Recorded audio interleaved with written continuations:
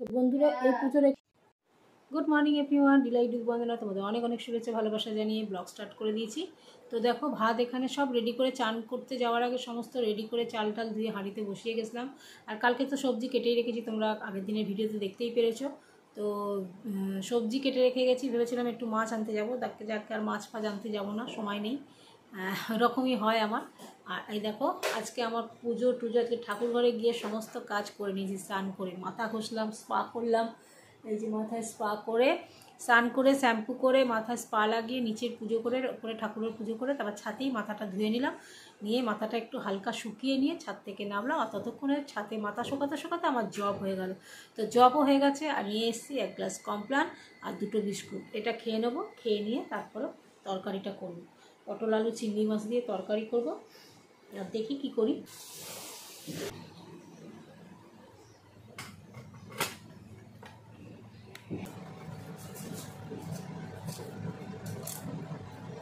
কতটা খোলা রেখে যাস?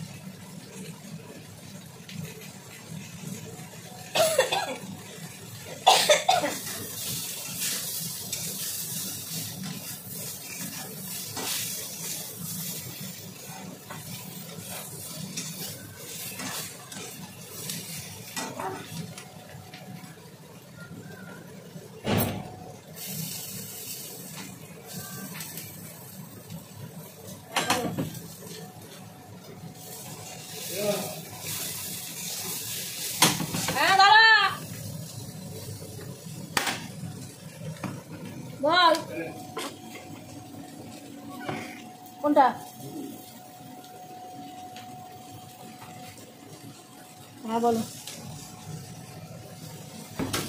হ্যাঁ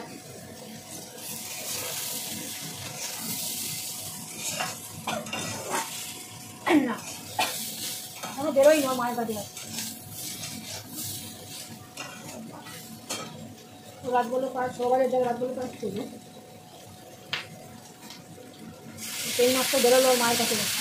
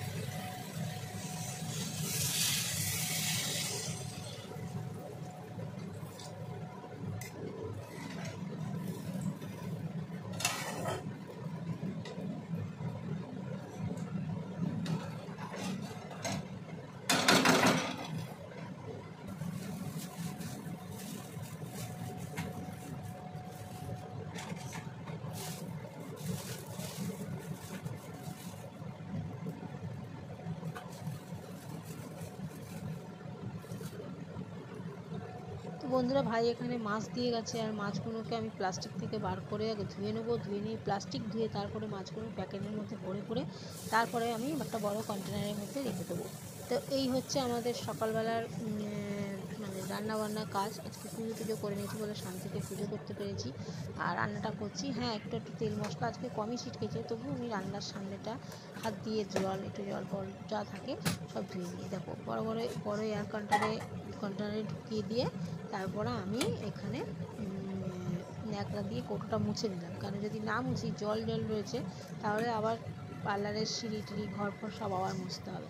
সেই জন্য প্যাকেটের গাটা তলাটা মুছে দিচ্ছে, উপরটাও মুছে দিলাম। আর এদিকে আমার পটল আলুর তরকারি দেখো, তোমার শাহি গরম মশলা দিয়ে আমি এখানে গরম মশলা দিয়ে মেখে নিলাম। আর শাহি গরম মশলা যদি নাও দিতাম তাহলেও কিন্তু তরকারিটা ভালো খেতেও ছিল, কারণ চিংড়ি মাছ যাতেই দেবে তাতেই কিন্তু শোভা খুলে যায়।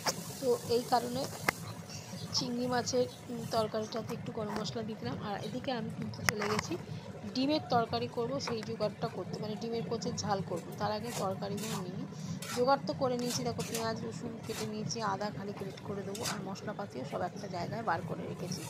এই হচ্ছে আমার পটল আলুর দম। এই যে ভাগে ভাগে বার করে নিচ্ছি, এটা এই বাটিটায় নিয়ে যাব, আর ওই বাটিটায় রাতের জন্য বেড়ে রাখলাম, আর এই বাটিতে সমস্ত তরকারিটা বেড়ে নিয়ে চলে যাবো। যদিও তরকারিটা আজকে অনেকটাই হয়ে গেছিলো, রিঙ্কা আর আমি দুজনে মিলে খেয়েছি।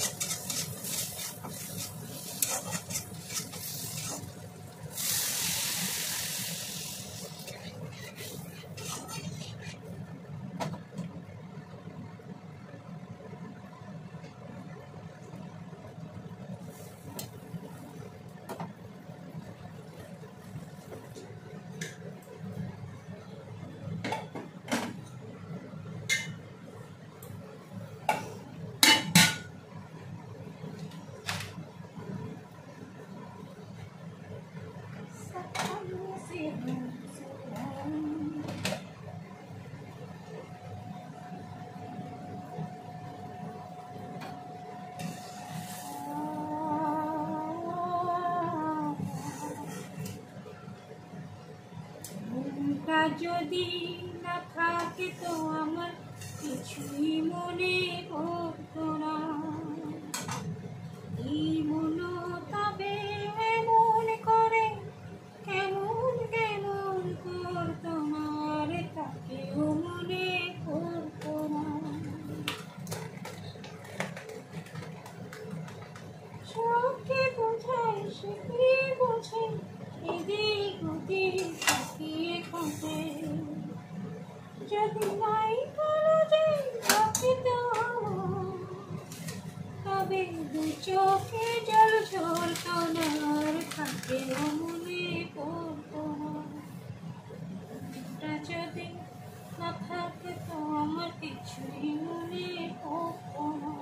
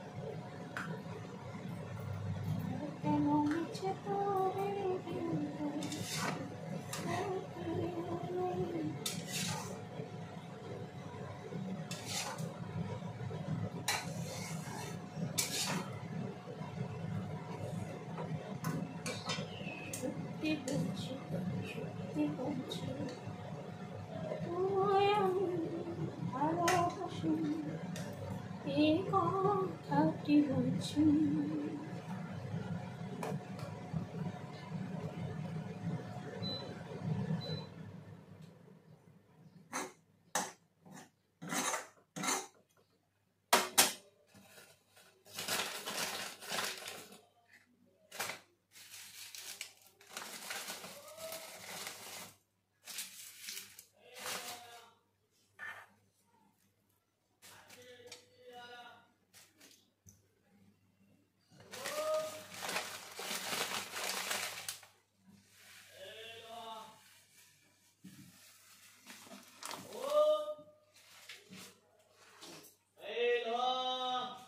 সব কাজকর্ম হয়ে গেছে, আর এই যে রেডি হয়ে গেছি, এখন বেরিয়ে যাচ্ছি।